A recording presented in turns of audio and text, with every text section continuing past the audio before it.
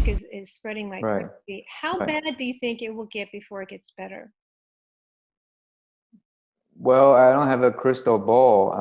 Again, it's, I mean, the worst case scenario we've talked about last time, we talked about that, is that given the transmission potential, it can go, as many as 60% of the population worldwide. That's the worst case. And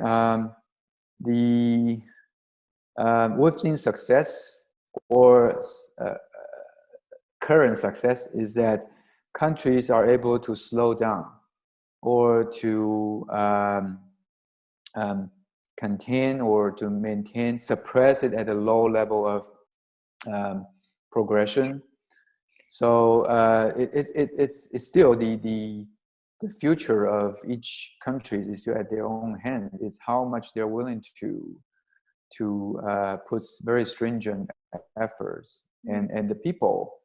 It's the people who are really buying this control measures and complying with them. Remember, we talk about this exponential growth. If you are starting late, then the magnitude of efforts will also be exponential. You have to be very, very stringent if you miss the initial first few weeks of control. Yeah.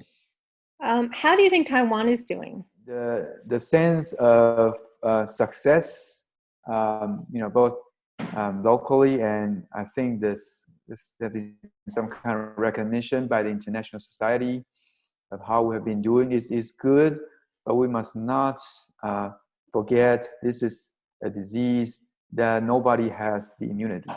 And once the magnitude of control is somehow loosened, then there's always a chance that the transmission can come back, and we'll be facing a situation similar to other countries.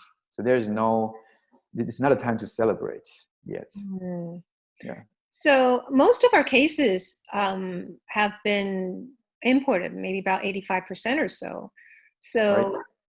Of the few domestic cases, does that mean that, a lot of places are safe to go to, the gym and restaurants and, eating and right.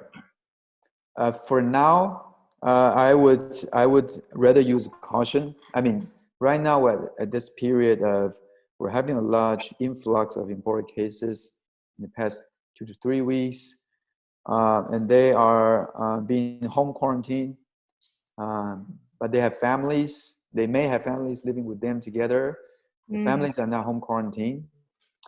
And we know very clearly that this disease can transmit early on when people have no symptom or very, very mild symptoms. So it's possible that the contacts or the contacts of the imported cases may get infected without acknowledging it, and just go out and spread the disease. So I think this is the period. I mean, I'm not advocating for a long-term, like social distancing. Yeah, just this couple weeks is critical, because it's relatively to maybe a month or 2 months from now, we're now at this risk of community spread. So, and I've been doing personal observation, like just by looking at how people interact in many different locations, and it seems that we are a little bit too relaxed right now.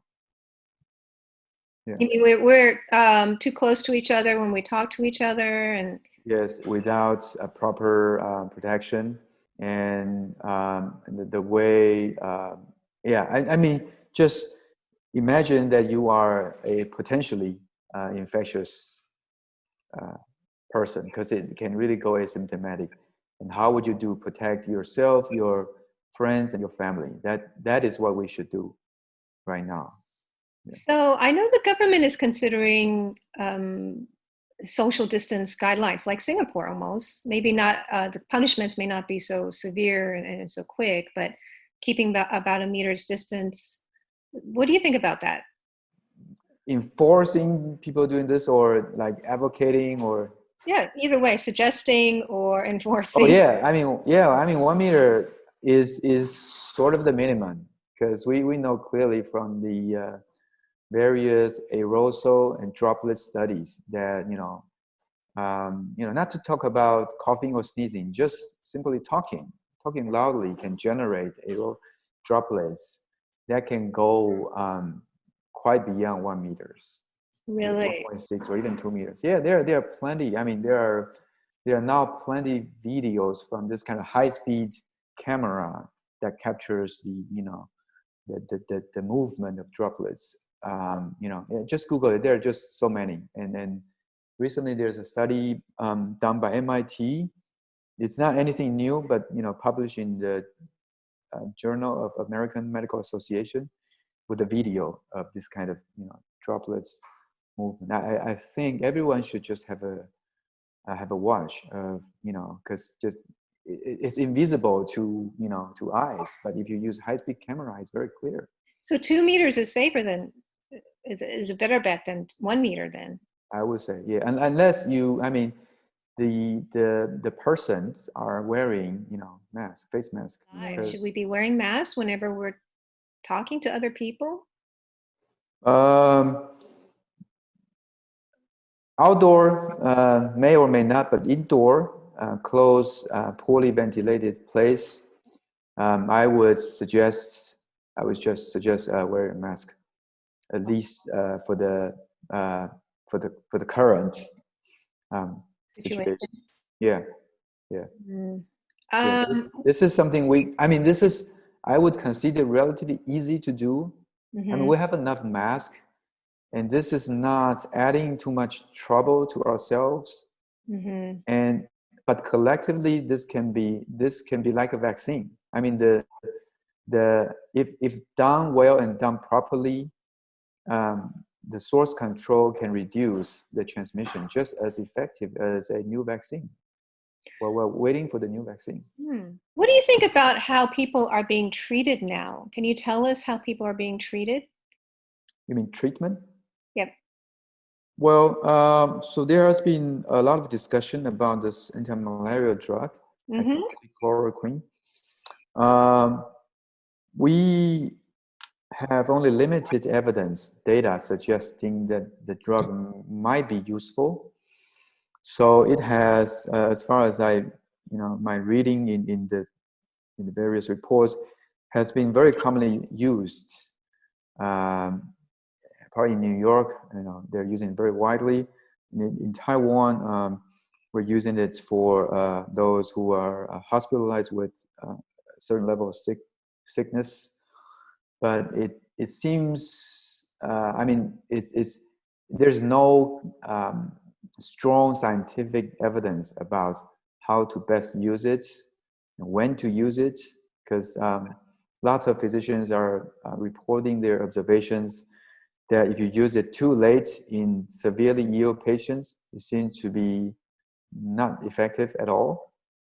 And in addition to that, this drug has a side effects of arrhythmia.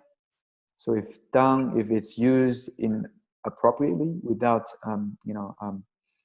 the EKG, the monitoring of the heart rhythm very well, it can be fatal. I heard that in the hospital in New York, they have observed 6 fatal side effects because of the drug. Wow. Yeah. So there's no definite cure yet. You put it that way. No. I mean, many people cure spontaneously because of their natural immunity. The majority, I would say. Yeah, but the effective medications, anti-malarial maybe, the new drug remdesivir maybe, because seems still promising, but we just don't have enough strong evidence to widely spread the notion. Well, how long do you think it will take before a cure is developed? Well, for new drugs, it will take long, like months. But now what we're talking about is the reuse. It's something we call repurposed drug. So it's not trying to invent a new drug, but it's to reuse what we have at hand, antimalarials, remdesivirs, other antivirals. They're all existing drugs. It's just that we need evidence, we need data that these drugs are indeed working and at what stage and at what dose. And these will be coming out, I think, in April at the earliest, or in May. Well, how long do you think this pandemic will last? It will likely be with us for quite some time. I mean, it may, if all countries are doing very stringent, it may go down for a while, but the current kind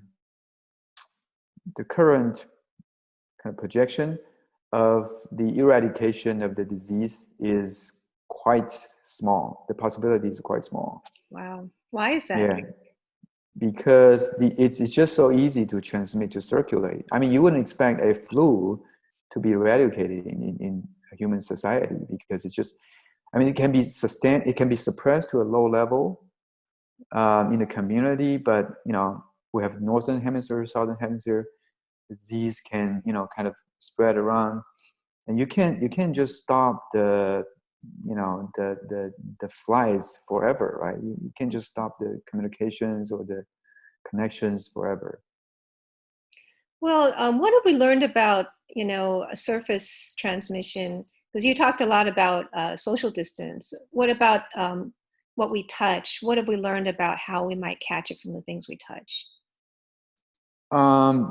Still limited for COVID-19, but there have been studies of patients with COVID-19 of their living spaces, like air sampling, environmental sampling. They try to sample the surfaces, various surfaces, and even air.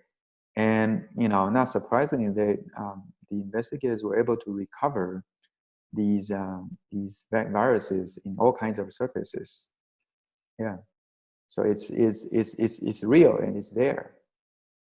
So again, I mean, talking about source control, having a face mask, another advantage is that you can, in case you somehow become asymptomatic or very mild cases, having a mask, covering your mouth will decrease, the chance that you contaminate different kinds of surfaces, right? You said that it was left in the air for a while for some people. Yep. Yeah, they do air sampling and they found it in the air as well. Yeah. How long was it left in the air?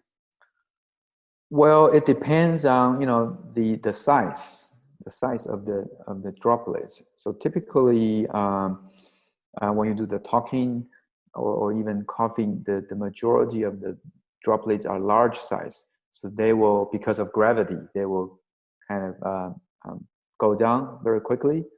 But some of the droplets gets very, very small, like at the size of the bacteria, like a micron, and they can stay for up to 30 minutes or even longer. Wow. Yeah, and we know very clear from other respiratory infections. The question is whether for this particular pathogen of COVID-19, whether this kind of airborne transmission is a very effective measure for transmission. For some pathogen like TB, tuberculosis, this is the most effective way of spreading this airborne. But for many other respiratory diseases like common cold or flu, it's mainly the big droplets, the big ones, not the small ones. Yeah. Well, what about COVID-19? Is it big We, or small ones?